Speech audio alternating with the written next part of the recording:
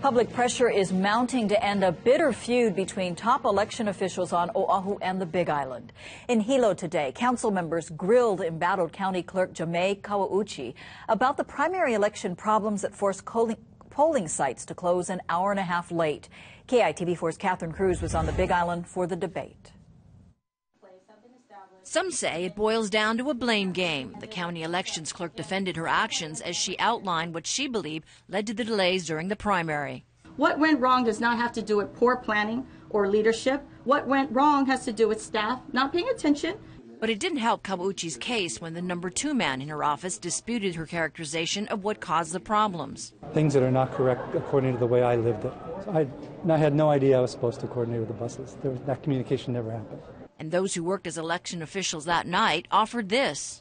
And I'm not exaggerating when I say this was the most fouled up election I've ever been involved with. Kawauchi told the council she can't complete her election assessment because the state elections office took voter records that she needs. My review has been hampered by the removal of election records from the County of Hawaii by the State of Hawaii Office of Elections without my permission, consent, and without prior notice.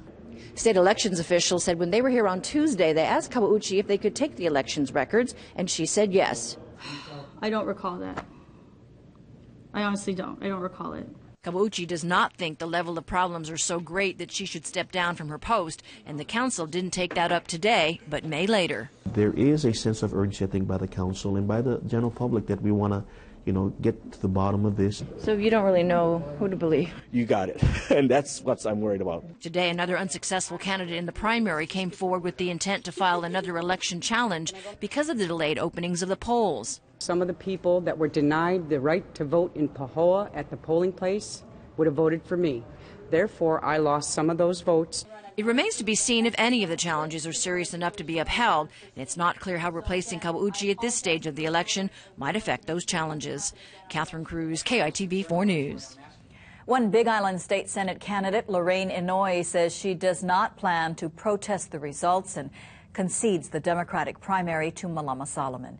In response to Kawauchi's call for the governor to take over administration of the state elections office, Lieutenant Governor Brian Schott said while laws don't allow for that, quote, if Ms. Kawauchi or anyone else believes that the law should change, the appropriate time to address this issue is in the 2013 legislative session.